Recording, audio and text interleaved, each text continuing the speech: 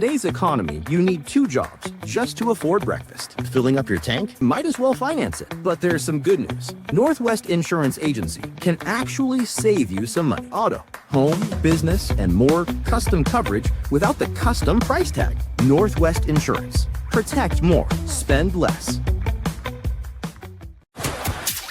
This is the On the Pony Express podcast, part of the On3 network. Check out all the SMU coverage you need at ontheponyexpress.com. Now, here's your host, Billy Embody. Billy Embody. 1, 2, 3, let me go.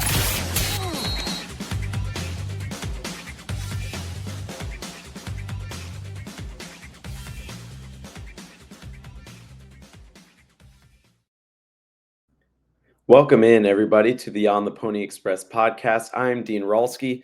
Thank you for tuning in. On today's edition of the podcast, I will be giving you my final takeaways before the Mustangs take the field for the first time. SMU hosts East Texas A&M, 8 p.m. this Saturday at Gerald J. Ford Stadium. It's exciting times for SMU, so I'll be giving you my final takeaways from fall camp, as well as my takeaways from Rhett Lashley's press conference and Kevin Jennings' press conference from today, as both of those guys are ready for the start of the season. Saturday cannot come soon enough for the rest of the football team as well. But before we jump into today's episode, let's hear a word from our friends at Status Jet. The On the Pony Express podcast is presented by our friends at Status Jet, statusjet.com. Appreciate their support of us, but also giving you guys a discount on a round trip flight. When you reach out to them and you mention code PonyUpACC or On the Pony Express, they'll give you that discount, whether it be a family vacation of a lifetime, teaming up with a bunch of families to go somewhere, or taking clients and work colleagues on a work trip. Status Jet is the way to go. They can get you from point A to point B with that level of luxury you'd expect and into those tough to get to places as well. So call them today. Just start the conversation because it takes zero membership fee as well. So that's another plus with our friends at Status Jet. So thank you again to Status Jet for sponsoring the On the Pony Express podcast. I forgot to mention that at the end of this podcast, you'll also get an exclusive interview with women's volleyball coach Sam Erger. That'll be with Billy Embody. Look, that volleyball team is going to be legit this year. They brought in the #1 transfer portal class in the entire country. So that's going to be an exciting way to wrap up this podcast. But let's dive in now to the last little bit of talking before we will see this SMU team take the field. You'll hear from Hayden Howerton later this week as well. So these will be my final thoughts before we watch the Mustangs kick off the 2025 season. Just go position by position, sort of what I've seen at fall camp and where I expect that group to go. At quarterback, there's not too much else to say other than Kevin Jennings has looked super sharp, just making impressive throws into tight windows, which he did show last year as well. Just the impressive throws that he made, but he also has significantly improved his arm strength, launching balls deep downfield. You know, that was maybe what people wanted to see from him this offseason was those lofted balls downfield and putting the ball into the breadbasket of the receivers. And so certainly looks like he's improved that there. Ty Hawkins looks great as well. Of course, the true freshman that enrolled early in the spring, he continues to take steps forward in his development. And then Tyler Van Dyke, who is still dealing with that leg injury that he suffered at Wisconsin last year. And so he's not all the way recovered. He was not wearing a knee brace at practice today, as of recording this on Tuesday. So we'll watch that. But for now, if you're an SMU fan, you're hoping it's just all Kevin Jennings the entire season. He has a healthy year. He has a super productive season. And that's all you can ask for an SMU's fan perspective. But look, you'll probably see Ty Hawkins at some point against East Texas A&M, which is exciting.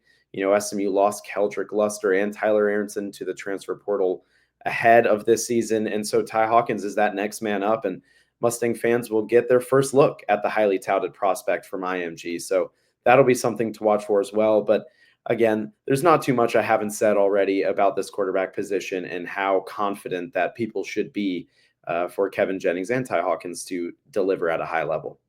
Now at running back, this is going to be an interesting position to watch in week 1 because they're battling it out each and every day. And of course, I'm talking about Derek McFall, the redshirt freshman who was at SMU last year.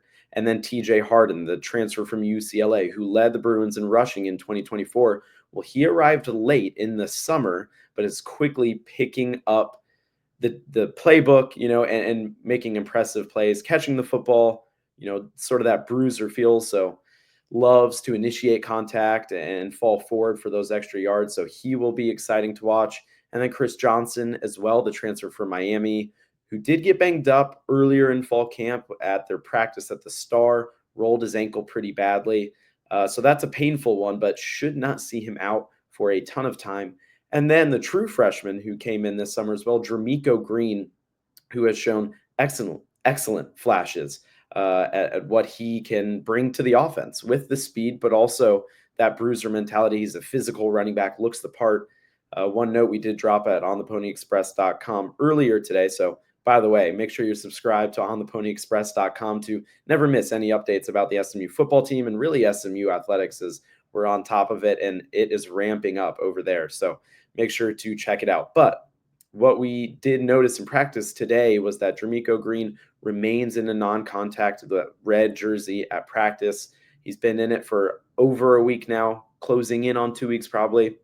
And I don't think there's any reason to be concerned, right? At SMU, they have 4 running backs in that room they feel very good about, but they feel good because they have 4. Now, if they lose one and you have 3, that's where you could start to be a little bit concerned. So they're just being very precautious with Jermico Green. They don't want these guys to be hurt for extended periods of time ahead of the season. So they're being careful with the true freshman. And look, if he's healthy enough, they're probably going to play him for at least a little bit. But if there's any risk at all, then there's no reason to put him out there in a game that the Mustangs should control when they take on East Texas A&M. So before we move over to the wide receiver and tight ends and the rest of the offense, let's hear a word from our friends at My Perfect Franchise. The On the Pony Express podcast is also presented by our friends at My Perfect Franchise.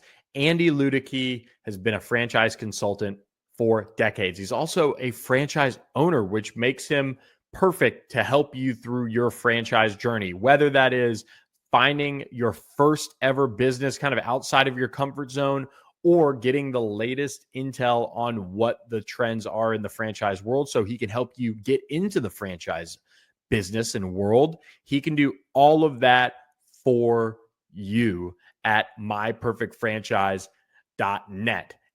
Give him a call, 404-973-9901, or email him, Andy, ANDY, at myperfectfranchise.net. So he's a huge help. And also, if you do get into the franchise business world and Andy helps you do it, he'll donate money back to SMU's collective. So appreciate Andy Ludicky for his support of the On the Pony Express podcast.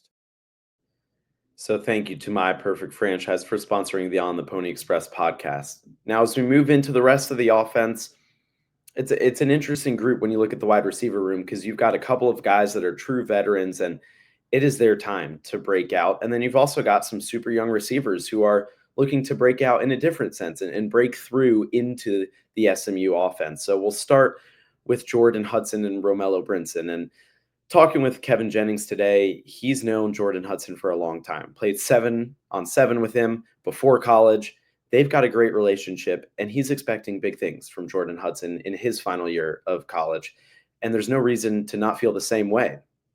Jordan Hudson made the move from number 8 to number 2. So, whatever that means, that's good for him. But when you looked at him in the spring, he was making a bunch of contested catches really every day, and he kept that up through fall camp as well. Been the most impressive receiver, and he's just got to go do it on the football field when everyone is watching. And so it's an exciting season for him. I'm sure similar to Kevin Jennings, Jordan Hudson could not wait for the start of the season because he just wants to go out there and prove himself.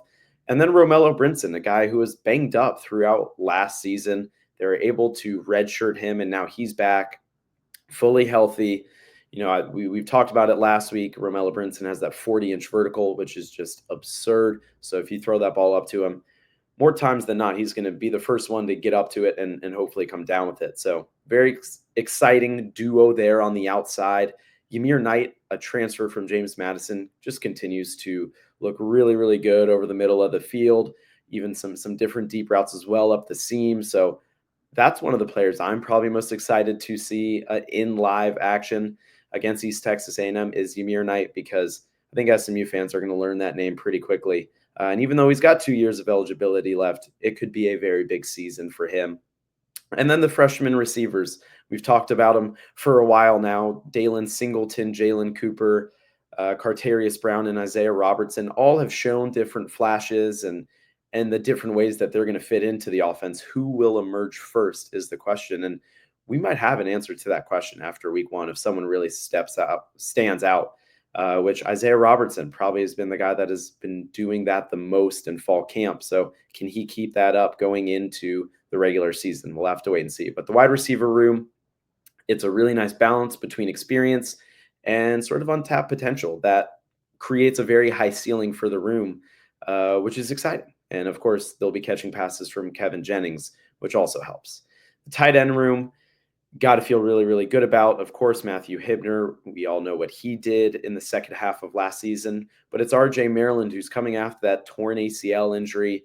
He got hurt against Stanford in October of 2024, still recovering, been cleared to play, finally took off the non-contact jersey last week, still wearing the regular jersey now, able to take hits, does still have a brace on that left knee, or maybe right knee, but we'll see how they use him. That'll certainly be something to watch in week 1 because do you play him at all, right? Can SMU get away with just resting him for another week before that big-time matchup against Baylor? So that I would guess that's the plan, is they try and just hold him off the field for as long as possible, keep him in bubble wrap, as they like to say. That'll be a fun one. Now we move over to the offensive line. That's a place where the starting 5 is just about finalized, in our eyes, at least on the Pony Express. At right tackle, it's PJ Williams. He's the stud. It's been that way for a while. At right guard, you're seeing Addison Nichols. That was the one difference between the spring and the fall now, was you saw Addison Nichols at center and Josh Bates really competing for the right guard spot with Nate Anderson. That is almost flipped now in the fall, and it seems like it's gonna stick with Josh Bates at center and Addison Nichols at right guard. And then, of course, Logan Parr at left guard. The one remaining question mark was at left tackle between Savion Byrd and Andrew Chamblee, a couple of guys that were fighting it out in fall camp. But at practice today, Chamblee was not a full participant. And so, again, it's one of those things almost similar to RJ Maryland, where if you don't need to play Andrew Chamblee and he's banged up, let's try and get him an extra week's rest and get him ready for potentially the Baylor game. So it seems as though Savion Byrd will be the starting left tackle, and that is your starting 5. And if you're an SMU fan, you got to feel pretty good about it. Now you got to go see it again against another team. That's something Coach Lashley talked about today. They're just ready to go play against someone else now. They've been playing against themselves and going up against each other for a while now. So they are excited for the start of the season. Let's flip over to the defense now, as this is an interesting group. A lot of things to look out for week 1, even against East Texas A&M. The defensive line, specifically the interior, that's been the biggest question mark really of this team through the offseason. So everyone will get their first look at Jeffrey Emba, at Terry Webb, Shaq, Kevionta Spears, the transfer from Memphis, and then Wu Spencer as well, the transfer from Louisville, and maybe DeMarjay Lewis as well, if he's good to go, transfer from Purdue, who is hurt in the spring, but is starting to work his way back to full strength. So defensive line's an exciting group. Again, on the edges, Isaiah Smith and Cam Robertson, those are 2 studs. They're looking to get paid this year, right? Have a big year and go to the NFL. So it's big years for them. At linebacker, this is a group that some people have question marks about, but they've got really nice depth. Alex Kilgore is the main man there in the middle of the defense for Coach Crum, linebackers coach Maurice Crum, and Scott Simons, the defensive coordinator. Who will play alongside him has been the question for a while. For now, it'll be a mix. Zakai Barker was a guy who transferred in from East Carolina who's looked really, really good, super physical. Not the biggest guy, as SMU fans will know, another undersized linebacker from the state of Georgia, but super physical, can blow up the run.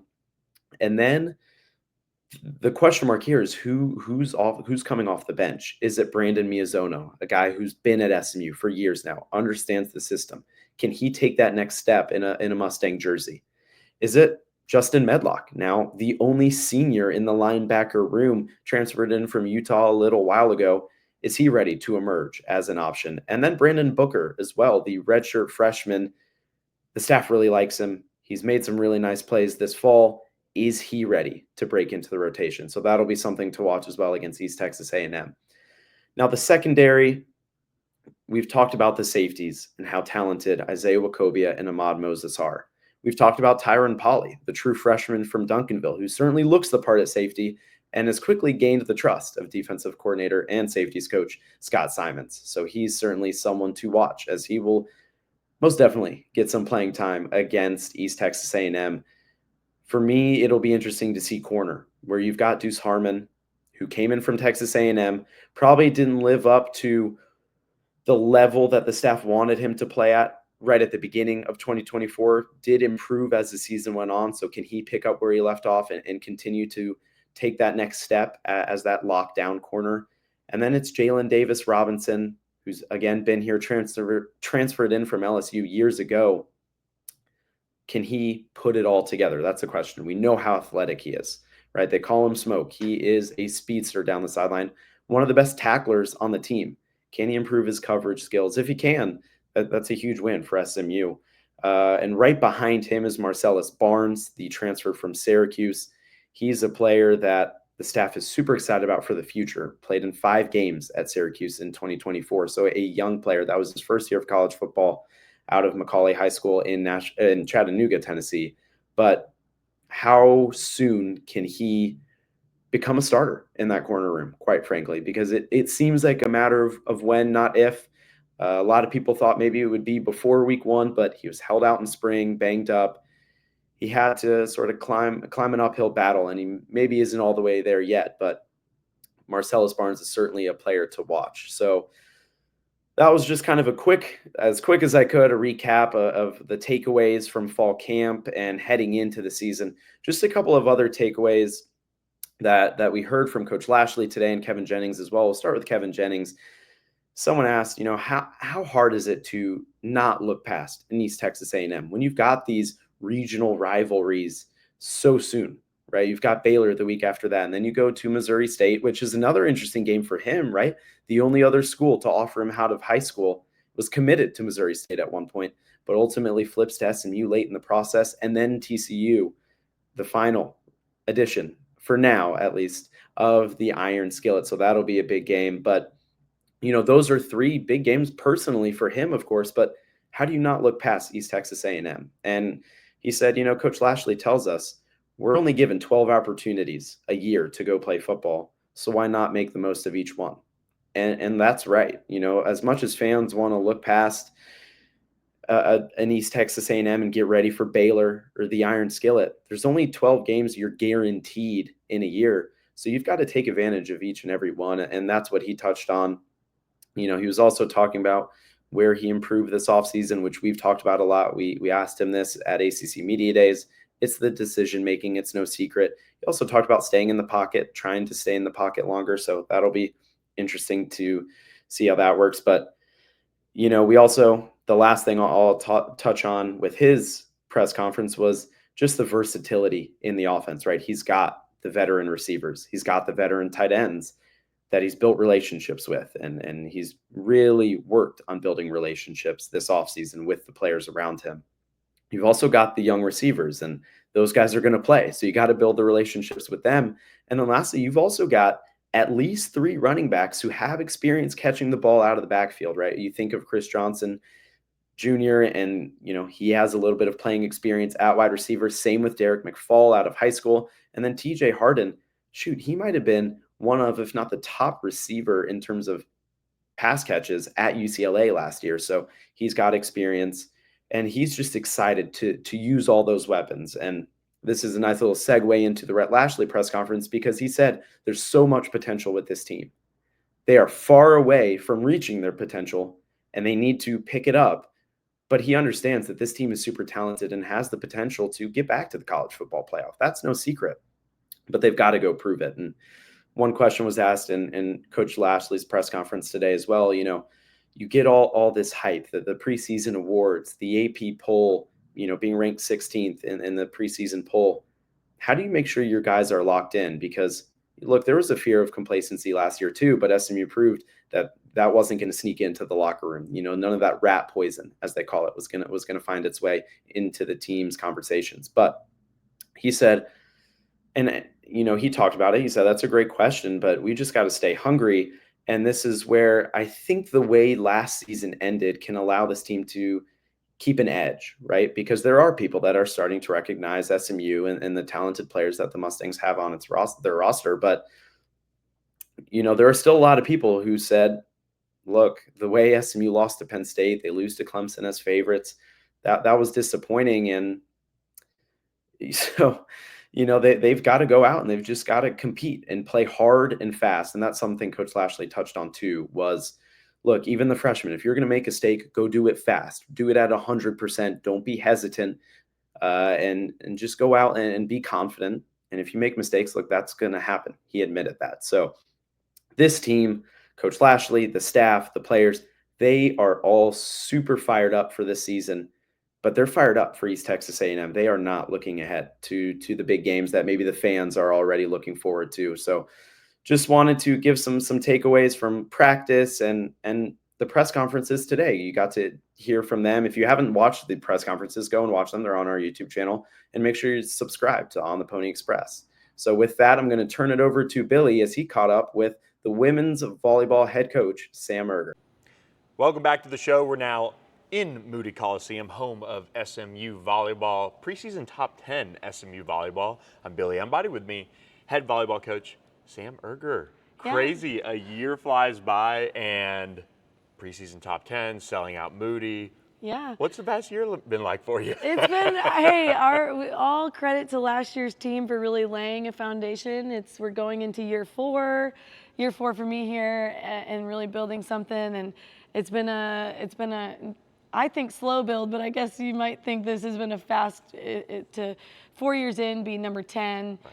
And 500 season ticket holders. So in our first year selling season tickets, we got about 500 season ticket holders, and just it's so flattering and humbling to be recognized by the volleyball community as a rising program that's making waves. So that's very cool. You guys won the AAC championship, and then you go into the ACC and make waves right away with some huge wins. Obviously, a lot of that team is gone. Yeah. You had your work cut out for yourself in the offseason. 6 freshmen, I believe, 7 transfers. I think I have those numbers right. Lots of new faces. Is that humbling kind of the same way? Yeah. To graduate every single starter, we have 0 returning starters, and then be recognized as a top 10 team to start the season is pretty cool. I think it's a testament to our staff and the work we were doing in recruiting and choosing great Mustangs to come and be here, and then to be able to pull some amazing players out of the portal that are representing our country and doing things like that is pretty cool. So we're excited about that. We're not going to dwell on that, but I think it is a nice honor representing some of the work we've done and the team before that has made this such an attractive choice. Avery, Jaden, and Favor representing Team USA. Yeah. Pretty cool honor for them, obviously. What does that mean for the volleyball program to get that type of PR exposure, and then just what does it say about the work they put in and the talents they are? Yeah, I mean, number one, it's a big deal to be the school of choice for some of the best players in the country, and we're not choosing those teams. So that's USA Volleyball saying, hey, I think you're the best, I think you're the best. They're all 3 were gold medalists and all 3 starters. So it's one thing to be on the roster, it's another thing to be running the show, and all 3 were doing that. So we're just excited that we're starting to be the home choice for some of the best out of Dallas. Those are all Dallas hometown heroes, and just some of the best in the country. So that's a big deal. Yeah, and then I think just the way that they'll represent us this season and help us continue on with what we've already started to build is going to be exciting. And when you look at the transfer portal in your world, a lot of our listeners are just naturally more familiar with it with football and basketball. Right. How different is it for you guys in your world? What does that calendar look like? What is that process like? So our calendar is about the same as football's, and there's 2 portal seasons per year, and the biggest season is in December, right after the season ends, and we're just like hitting that hard. But I think what our bread and butter has been really Dallas is a super attractive city. SMU is an incredible school, and our program can do things like help you get to the pro level and help you go become, reach your dreams, and you're going to play really high quality volleyball here. So we've been able to, that's like a nice trifecta, especially those kids from Dallas. They're like, I think it'd be nice to represent my hometown, and SMU is really becoming Dallas's team. Yep. We want to lean into that. So yeah, we've had 7 pros in the last 4 years, and I think our transfers are seeing that, and they're like, I want to do that. That's a dream I have, and so we're becoming a good team of choice for that. And the program just got another draft pick selection, Yes. face of a Yeah. city now, face of a league. Yes. Tell us about the big news that just came down. So Celia Cullen, she was first team All-ACC, All-American setter, and our probably hometown crowd is sad to say goodbye to her, although we have Avery Carlson, who's no slouch to come in and run the show now. But you don't have to say goodbye, because she is now going to represent Dallas. Just here. Yeah, she's actually on our staff in the fall as a graduate cool. assistant, which another, I think, great testament to the program is when you're keeping your kids around to join the staff and wanting to stay involved. So we've had that, and really cool. But she just got signed to the newly formed Dallas MLV team. It's going to be the Dallas Outlaws. Okay. And she's going to be the face of that team in some ways. And she's already been the face of Dallas volleyball. One of our most popular athletes, huge, just following on social media. And so to now stay home in Dallas, I think that team made a really good choice, not only as a person, but just PR-wise, choosing. So we're expecting like a little bit of an SMU alumni team, or at least that's our hope, to represent Dallas. Cowboys, Rangers, Outlaws, everybody on Yes. horseback around here. Absolutely. And of course the Mustangs. Tell us about your team. Who are you excited about? What's the countdown like now, just getting into the season? I'm honestly so excited about all of them. I think there's been a little bit of a knock on college athletics lately, and like, I can't really follow a team. The teams are changing so much. You are going to be able to follow this team. We are young. So we have a few vets, Avery, Malaya, Jordan, but I would expect that we're going to have a starting lineup that is heavy on freshmen and sophomores. So come on out, and you're going to get to really follow them, I think, over a couple of years. And to be preseason number 10 with as young as we are, what a journey you can get started with us this year watching some of these kids. So I think we'll be really physical, very athletic, very like the crowd. There's some crowd Jump out of the pleasers. gym. Yeah. Crowd pleasers for sure, but young. So you're going to get to join us, I think, on a journey towards, we're trying to bring home a national championship in the next 5 years. And we don't think that that's unrealistic. So this is the first team to kind of really start towards that. What's it like retaining players in the portal world of volleyball? I mean, like you said, Dallas, SMU, coaching staff, all of these things are coming together for you guys. Yeah. What's that process like? Well, you want to have a great product that they enjoy being a part of. You want to help them achieve their dreams. Like I said, helping them get to pro. We don't recruit players that don't want to play pro. So if you don't want to play pro, probably not the right fit. I think we do a great job providing excellent academic opportunities, an amazing city, but we're also participating in RevShare. Cool. And we're helping our girls out in that regard. And I'm just super thankful for the support from our administration to believe that we are a team that they want to invest in. Yeah. And our girls are feeling that love too. So that's a big part of it. You get the season ticket holders. I mean, that has got to be just, a great starting point for you guys. As you build this thing, like you said, towards that national championship goal, what do you need from SMU fans? What do you need from the administration? Yeah, they need to show up and show out. Like, if you were at the Nebraska match last year or the Pitt match, I think you learned that this is an exciting environment. I truly believe, male or female, doesn't matter what the sport is, if the product is fun and exciting and entertaining, people will come. And I think they learned that last year. Like, this is a good time. So not only show up and show out, but bring a friend, right? Buy season tickets and come on out to these big matches. We've got some huge ones. We open up against Washington at home. Yeah. And then a top 10 matchup is on the docket, us versus A&M, who's number 9. Big in-state battle. Yeah, big in-state battle. That's Tuesday, September 9. So just fill Moody Coliseum. And we shouldn't even, at this point, I think it's a fun deal. You might not get a ticket if you don't get one soon. Yeah. So we're starting to really have great ticket sale numbers, which is super exciting. That's what we need. You talked about this being the slow build for you and seeing all the hard work pay off. How gratifying is it, or do you get to take a second and enjoy it at all? We do get because to. like you said, December rolls around, Yeah. it's like, all right, God, I got to go back into the portal or do this or do that. Yeah. Well, uniquely, like I said, this team, I think we've got some pieces in place. They're going to grow for a long time. So we'll still go in the portal. I don't think you'll see as big of portal classes as we've had. But yeah, it's super gratifying to be where we're at. There's been a lot of work put into that, and we don't want to stop though. At this point, I think we're trying to go from good to great.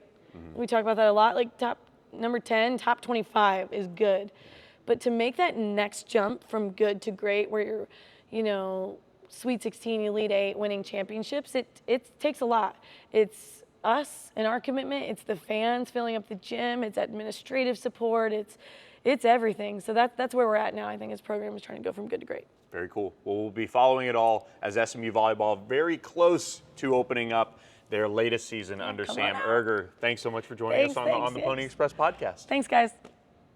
Awesome. Awesome. Thank you. Yeah.